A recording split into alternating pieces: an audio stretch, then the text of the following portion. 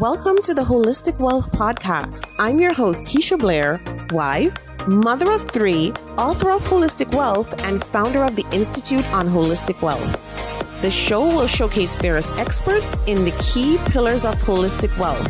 Each week, we deliver the best information on how to become holistically wealthy and live your best life. Today, we have another special solo episode of the podcast.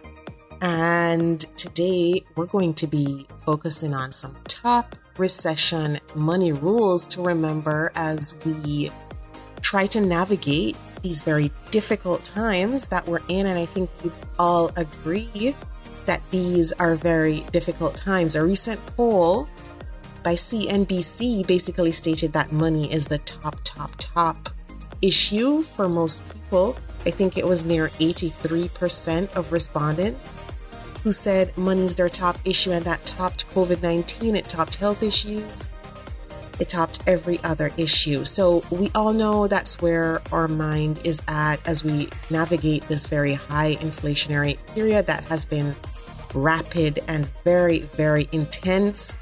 And so I have some top recession money rules to share. But before I get into that, I'd just like to state that this episode of the podcast is sponsored by the Institute on Holistic Wealth.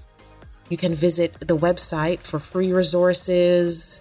There are courses there like our money trauma course, which is very relevant to this episode as well.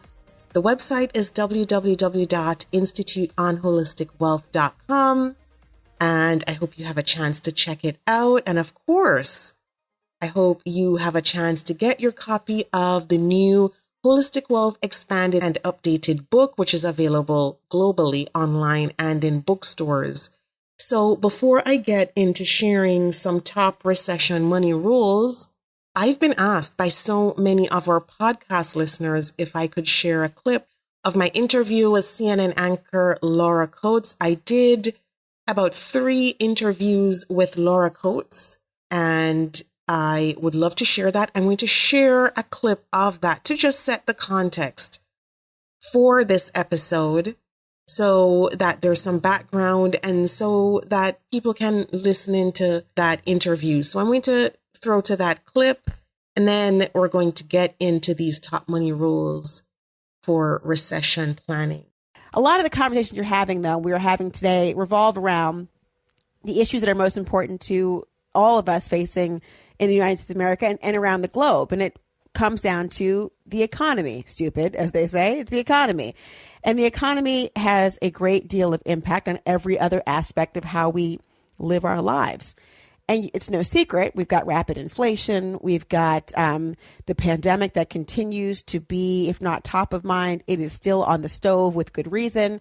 Keisha Blair is a trained economist with extensive experience in the public, private, and nonprofit sectors. She's also part of the Prime Minister's delegation to the World Economic Forum, as well as the East Asia Summit in Singapore. She's led such events as the Most Powerful Women Summit in Montreal, Canada, and the Fortune Global Forum. She tweets at Keisha O. Blair and joins us now. Welcome back to the show. How are you, Keisha? I'm great. Thank you so much for having me, Laura. So talk to me about the ways in which there's been a lot of reports and discussion. In fact, there was a New York Times piece out today about how the U.S. spent more on its policy response to the pandemic than any other advanced economies. And now economists like yourself are revisiting how that worked. What can you tell us? Yeah, absolutely. So, yes, you're right. And that New York Times piece today is interesting because it outlines how, the U.S. has spent more than any other advanced nation. I think it was $5 trillion quoted in the article. And there are a number of, reasons for that. I mean, if we look back to even spring of 2020, if we look back to March, that was the largest, the most dramatic drop we've seen in terms of economic crashes. So, in just 4 days, the Dow Jones plunged 6,400 points. So there's been a lot of talk, in this article and other articles that I've seen about, that stimulus spending contributing to inflation, which is true. It is a fact that it would contribute because as households receive these stimulus funds, they would drive up, spending and demand for products. But of course, there are other factors too. What's going on in Ukraine, the Russian attack on Ukraine, supply chain disruptions. And of course, Laura, like the United States has some of the biggest Fortune 500 companies in the world, and they have also increased their prices. And a lot of that is being passed on to consumers as well. So there are a wide range of factors there that, are kind of converging to create this situation. One of the things that's interesting about that, and you're right, the idea of the consumer prices, obviously it's not consumer driven because consumers don't want to pay these prices as you can imagine. And yet one of the things that there's research from the Federal Reserve Bank of San Francisco attributing about half of the nation's 2021 annual price increase to the government's spending response. And obviously it's an imprecise number, but it's curious as to how that leads to evaluating America's inflation and our response. I mean, so has the government essentially forced this issue by trying to engage in ambitious spending in reaction to the pandemic? Was this before the pandemic? How do we judge this? Yeah, and I know, I've seen so many different estimations too about how much it has contributed to inflation. And so definitely I think, economists all agree that we definitely needed some spending. And what we've seen, in the past, Laura, especially with the 2009 global recession, that recovery took long. It was a long and hard slog. It took about a decade if we look back as economists. And what is frightening for me, especially for vulnerable communities, is that it took longer for them. So I think the rationale with some of this is, well, let's speed up, and we've seen it, right? There's growth, and the labor market seems stronger, and I think the idea was to speed up that so we don't have that long, drawn-out recovery as we've had in the past. We have vulnerable groups, we know the impacts on COVID on Black communities especially. It was a deep and really, really hard crisis for some communities, and I think when we look at the effects on poverty rates and we look at those vulnerable communities, and then you start to see why that was kind of the rationale for that kind of spending to allow some groups to at least be able to weather that part of the storm and get them to be more resilient. And the economy suffered major shocks. I mean, we had COVID-19, we had supply chain shocks. Now we're having a war shock. So there's a number of pressures at play when you think about it. But I think the benefits of having that faster recovery is what was top of mind then. Now we just want to be at a place where we're not getting into an era of a high inflation, rate. And I think that's where economists are kind of worried that we're heading into that era of a lost decade. In my book, Holistic Wealth, I spoke about the period between 2000 and 2009 being a lost decade. I think we're just trying to figure out a path away from that. And I think that's what the concern is right now, that if we're heading into that era of high inflation where consumers are going to have to withstand this for a longer period of time, then that poses a bigger problem. Well, talk to me about the intersection of what you've described and the idea of employment, because one of the things people often are discussing now in terms of this, not only is the consumer spending, but that is one of the things the article points out is disruption has had its upsides. America now has a record 1.8 jobs open for every unemployed worker, which has in some ways given employees more power to demand more flexibility and better benefits and higher pay. Are we seeing that there could be that upside for at least the average employee? Absolutely. And I think that's the rationale, too, for even some of these corporations rising their prices. I know some of them are testing the markets to see what will hold, but the rationale is, employees are going to experience rising wages because of what's going on, because of this tight labor market, because of the demand for workers. And that's what we're seeing in the economy. I think, as you said, Laura, there are some benefits because we're seeing an economy where employees are more empowered. We're seeing them make the choices they want to make. They can, bargain for more flexibility at work if, you're a mom with 3 kids. And so workers have more, leverage in terms of negotiating kind of the salary package, how they want to work, when they want to work, which is a good thing. So there are definitely ups and downs. And of course, as we talk about things like the Great Resignation wave and people, taking advantage of the passion economy, which is now worth over, like $80 billion, it's really looking like we're starting to reimagine, and this is giving us a whole host of reasons to reimagine what we want our post-pandemic lives to look like and how we want that to be shaped in terms of the patterns that we're seeing now. And I know workers are also contemplating that on their end. We went into this pandemic kind of, in an unsustainable way. And it's how do we get out of this in a more sustainable way that's more holistically wealthy for all of us and for our communities, and looking forward to what that job market will look like as a part of that.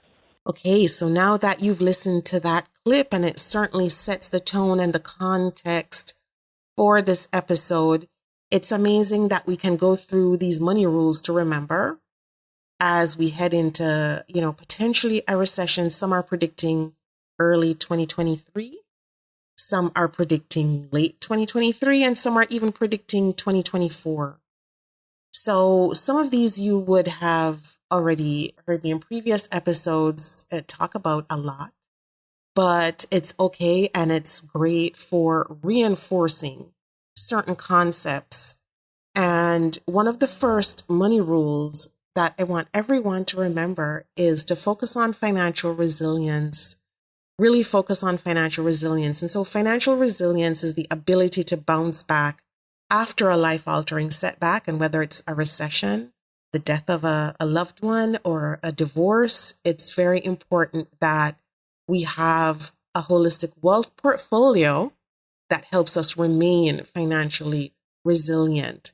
And so part of being financially resilient is just putting a few key major pieces in place, such as your emergency fund.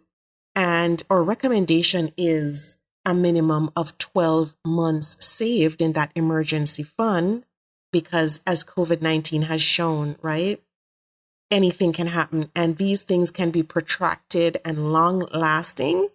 So it's very important to do that. And I know people are thinking, well, you know what? We're already hand to mouth. We're already stretched to the limit. How do we do that, especially now? Just start putting away any amount that you can afford to. And if it means cutting back somewhere else to make this a priority, then do that. The second money rule, which also helps with financial resilience, is to minimize high interest debt. Now, I would advise everyone to go through all their credit cards and revisit your minimum payments. Interest rates have been increasing rapidly, and I know for many people, they just haven't had the chance yet to revisit their new minimum payments. So for many people, that has gone up, and it's gone up quite a bit. You might be paying the old amount and not the new amount. And so I'm advising everyone to go back through everything, all your loans, everything. Look at your new minimum balance and check out what that is, because you will need to pay more. And it might be a new amount, what was, what you had in mind. Because for some people, especially for some types of loans, those loans are far more expensive now than what they were. And in doing so, that also helps with financial resilience, right? Because if we're minimizing high interest debt and we're trying to get everything on the lowest interest that we can, then that also helps us to bounce back with any life-altering setback. I also want to emphasize that many experts, including myself, emphasize paying down debt. And that is also important. But to be truly financially resilient, and I've said this before, paying down debt is very important, but also having those cash reserves is also important. So don't throw every dime at paying down debt. Leave some for building up that emergency fund, which is another money rule. leave some for building up that emergency fund so that if everything, let's say everything were to go south, you have that cash reserve that you can draw on. And that's also critical. Another thing that I want everyone to remember is that if in this period of downturn, if you have to borrow to survive, if you have to draw on that credit to survive, then it's okay. It's okay. Because I know a lot of people are feeling that money shame, money guilt around having to borrow for day-to-day living expenses. And they're thinking, oh my gosh, I'm going to put myself in a hole. I'm going to put myself in debt and I won't be able to get out of it. And I'm here to tell you that you will. You will. It makes sense to be able to keep a roof over your head. It makes sense to be able to eat. It makes sense to be able to take care of the kids than to worry now about what tomorrow will bring. And so keep that model, that mental model in place that you're doing that, you're surviving, you're doing the best you can, and you will be okay. Okay, so if you plan to make your payments back and you're planning to boost your credit score and you're keeping your balances as low as you possibly can, then keep that in mind and go forward. Another money rule is, and this has to do with our purchasing decisions. If you can afford to, then buy in bulk where you can. Buy in bulk where you can. Don't be afraid to look at generic brands. Don't be afraid to carpool when you need to. And don't be afraid to, really cut out any subscriptions, anything like that you have that are really, really taking away from those goals that you have. So there's some critical things that are so important as we move through this time. Shopping around, cost comparisons at the grocery stores, seeing what you can stock up on while you can. Those are also very important. And of course, if you have stuff around the house that you can resell, stuff you're no longer using, that can create cash that you need, resell your secondhand stuff. There's great resale platforms. There are great secondhand websites now that allow you to do that. And of course, here's another money rule. If you can create passive income in a very smart, easy way that fits your lifestyle, it's not taking too much in terms of hours in the day, but there's an easy way to do it, then go ahead. Find a way to carry in something extra so that you can either pay down that debt or put a buffer on that emergency savings fund to cover the bills. So that's also something that you can look into. There are platforms out there that are available so that people can look into creating that second income. And of course, during this time, invest in you. It's also very important to invest in you, invest in yourself, invest in your skills, because of course, when this is over, you want to be more marketable and you want to have an upper hand in terms of renegotiating a salary or getting a higher paid job. The other thing that I want to emphasize, because I've been doing so much training with people in terms of money trauma, is that if you find that this period has been increasing your levels of anxiety, financial anxiety and anxiety, then really take the time to really focus on ways to reduce that. Focus on reducing your anxiety and whatever it takes to do that, because mental health is so important. And that's why, we talk about holistic wealth so much on this show, because it's never just about the money. It's never just about money. Money is always tied to emotions. It's tied to the past. It's tied to our identities. It's wrapped up in who we are, how we grew up. And it can also be wrapped up in so much trauma. And so if you're feeling like this period is bringing to the fore any kind of trauma or, more specifically money trauma, then there are ways to deal with that, to improve your relationship with money.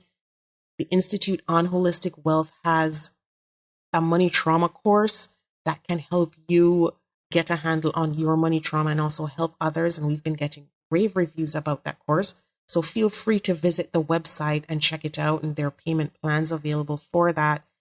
But as we head into the holiday season, especially this year, where so many people are already stretched, so many people are, feeling that financial anxiety, it's a good time to really tackle it head on, so you go into 2023 with a better money outlook, with a better relationship with money, so that you feel more confident in your financial decisions, and so that you're heading into 2023 with your holistic wealth portfolio in place, drafted and done with the help of the Institute, and you're going in 2023 setting up yourself for success. So that's my last point around money trauma, because it is huge. And I think because we've all gone through COVID-19 and we've dealt with so much in terms of the economy, in terms of inflation, in terms of our own personal lives and any grief or loss we've had to sustain. And it's all wrapped up in it. And at this time during the year where we're looking at wrapping up the last quarter of 2022, my big advice for everyone now is to start looking ahead. Start planning for 2023 and what it will bring. Start looking ahead at how you can set yourself up for success in 2023, because that's what I would want for every listener listening in. And setting up yourself means setting up that holistic wealth portfolio that is resilient, that's making you financially resilient, and you're tackling any money trauma you have head on, so that you're transforming your relationship with money. And we have the tools to show you how to do that. So have a great week, everyone. Take care. And I hope you have a wonderful week ahead. Thank you for joining us this week on Holistic Wealth with Keisha Blair. Make sure to visit our website, KeishaBlair.com, where you can subscribe to the show on iTunes, Spotify, or via RSS, so you will never miss a show.